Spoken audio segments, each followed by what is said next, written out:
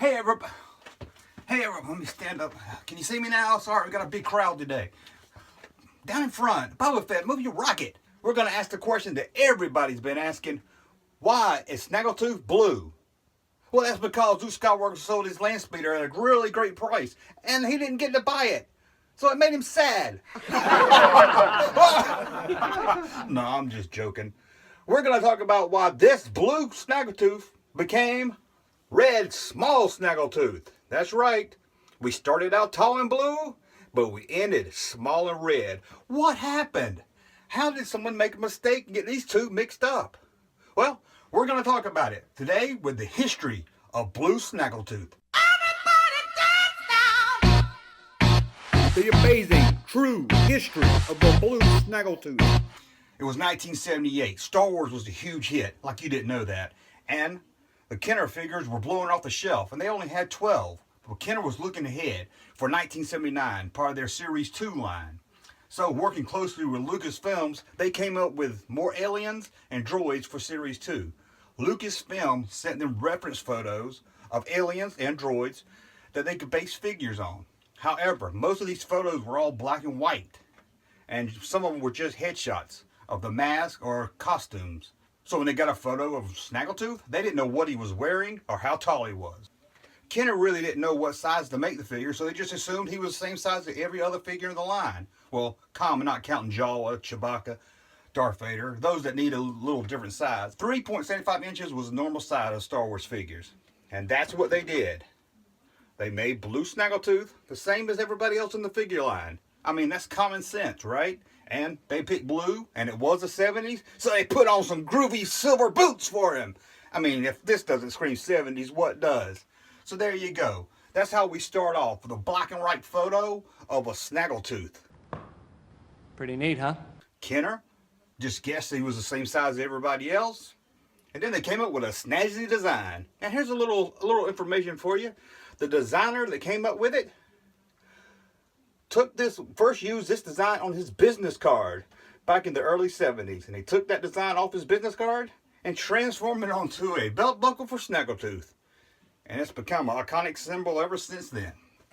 So how did this guy get into stores? Well, I'm going to tell you how. Kenner teamed up with Sears. That's how.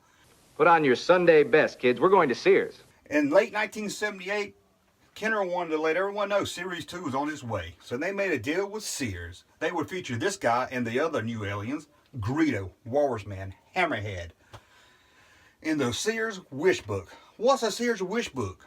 Well, it was a catalog probably about that thick, and it carried everything in it. And kids like me love this book. I would lay on the floor and circle everything I want for Christmas, so just look at the photos.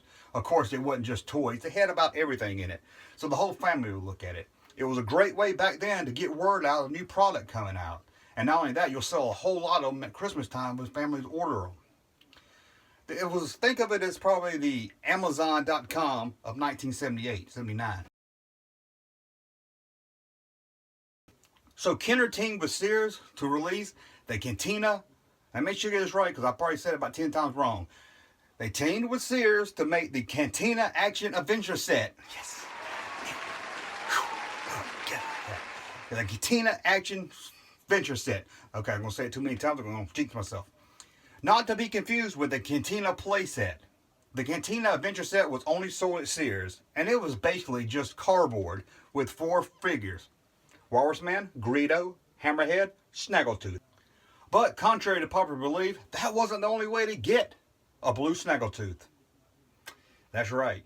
Sears also let you order just the figures. Well, 2 figures. You could either get Walrusman and Hammerhead or Greedo and Snaggletooth. As you can see from this ad, blue Snaggletooth came with Greedo. So parents can either order the new figures or get a deal, get the 4 figures and the display. That's a lot of cheese. Well, 1978 was coming to a close, and Kenner was in full production mode, making 4 figures for Sears. Walrusman, Greedo, Snaggletooth, Hammerhead. For their Cantina Adventure Set. Again, do not confuse the Cantina Adventure Set with the Cantina Playset. The playset is cool and fun. It has swinging doors and a little trigger to make figures fall over. But the Sears Adventure Set, it's just a piece of stupid cardboard. That sucks. But people today still get confused about who was this based on. A lot of people think it's based on this hunchback guy. But as you can see, none of the figures have a hunchback.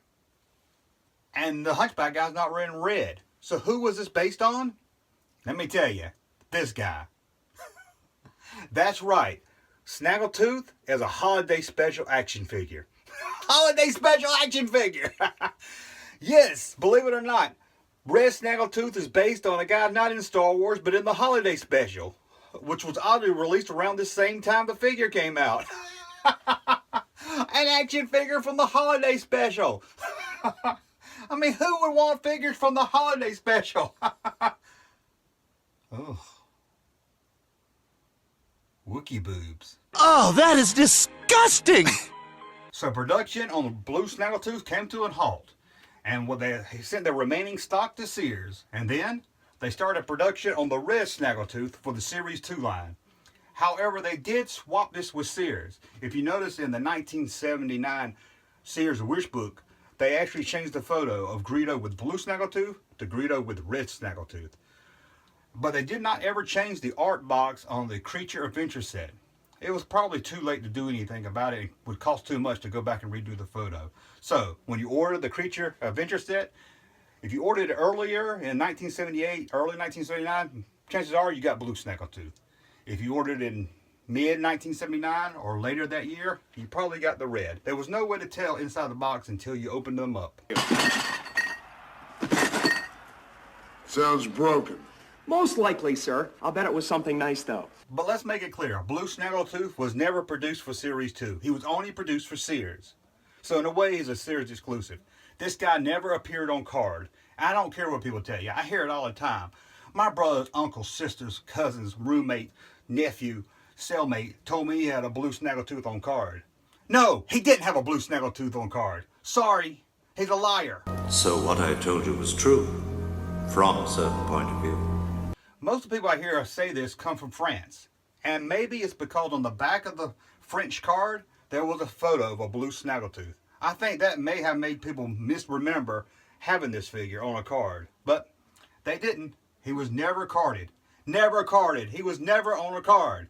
So whatever your friends told you, they lied to you. Just like they lied and said they had a rocket-firing Boba Fett. You're a liar. Well, the 1970s ended, and we all moved on from A New Hope to The Empire Strikes Back. In a way, everyone forgot about Blue Snaggletooth, and he almost became a relic of the 70s. Silver disco boots and all. Hey, Jim! Whoa! Excuse me. That's a bad outfit! And then the collecting boom of the 90s hit. Kids that grew up on Star Wars, they were older now, starting work. They had their own money, and a lot of them went back to collect the old Star Wars line. And that's when people discovered, what? There's two Snaggletooths? There's a blue and a red? Why did I have them both? So now they could go back and get them. And not only did the collectors learn about Blue Snaggletooth, so did the dealers. And in the trade magazines, you saw all the ads. Rare Blue Snaggletooth in stock. Rare Blue Snaggletooth, $50. $50 for an action figure? That's crazy. Man, I'd give $50 for a Blue Snaggletooth's arm right now. But anyway, once the dealers found out about it, it was on all the trade magazines. Now, this was really before the internet, but we had news groups where people sold them, and most people bought their stuff in Toy Shop magazine or at toy shows. But without the internet, we didn't have much of a way to search. So Blue Snaggletooth became kind of a myth, a legend. Who was this guy? Why was he blue? Why was he only sold at Sears? Is he an exclusive or is he a variant? And let me ask you this. If Red Snaggletooth is the second figure release, wouldn't Red Snaggletooth be the variant and Blue Snaggletooth the original? These are questions fans still ask themselves today. Blue Snaggletooth? Holiday special. Holiday special action figure. Holiday special action figure. Laugh it up, fuzzball. Since all that, Snaggletooth probably has become the most famous variant figure of all times. In any line, everybody knows Blue Snaggletooth. Even people that don't collect the vintage line. In fact, he's so popular, Funko made a pop of him, and Gentle Giant made a jumbo. Yep, an even taller Blue Snaggletooth. And other companies have followed suit. Blue Snaggletooth became probably more famous than Red Snaggletooth. You know, Red Snaggletooth. You know, the holiday special action figure. You played with a holiday action figure. Holiday action figure. You played with it. Oh, you asked your mom for a holiday action figure. Oh, I hate that. I hate the holiday special. Oh, I'm gonna buy one and play with it. Oh, I'm gonna make it talk to Maud. Hey, Maud, how you doing? Uncompromising, enterprising, anything but tranquilizing. Right on, Maud. So, is this little tall blue guy rare? Well, in the 90s, in the trade magazines like Toy Shop, you can find him probably on about every 5 to 6 pages, somebody's selling him. And now, thanks to eBay and the internet, you can find him pretty easy. On eBay, it's probably 25 to 30 a day. Is he rare? Well, it depends on what you mean by rare. Is he as common as Luke Skywalker or a Han Solo action figure? No, he's not. Is he as rare as a Yak Face? Well, they're both loose. It's probably about the same. Is he as rare as a vinyl cape Jawa? No, he's not that rare at all. So it all depends on what you mean. I would call him commonly rare. But the problem is finding him with good boots on. If you can see that right there, the paint on his boots come off really easy. So if you can find one in mint condition, you're going to cost $200-300 probably. But he's not that rare if you're out looking for him.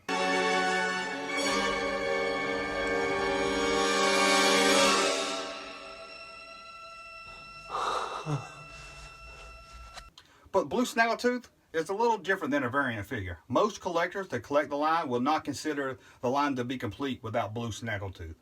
Let's say if you have a Jaw with a cloth cape or a Jaw with a vinyl cape, it really doesn't matter. Just one's rarer than the other. But Blue Snaggletooth is an essential figure to the line. In fact, he's part of the line. I just look at him as a Sears exclusive. So let's quit calling him a variant and call him what he is. A cool ass disco bitch!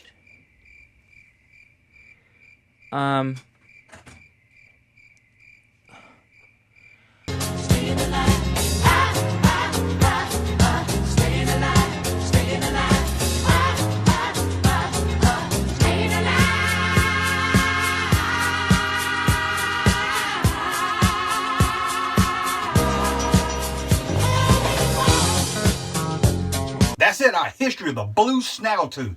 Did you enjoy it? Man, I had fun telling you about it. So, like I tell everybody else, stop by StarWarsJunk.net because, hey, we don't have just Star Wars junk. We got junk about Kenner, Indiana Jones, all kinds of stuff. So it's not just all Star Wars. So check us out. If you got any questions, leave it in the comments below. Hit that thumbs up and subscribe to our YouTube channel. Until we got something else to talk about, go watch Star Wars. Han Solo, how come he doesn't have friends? Or something. What the fuck?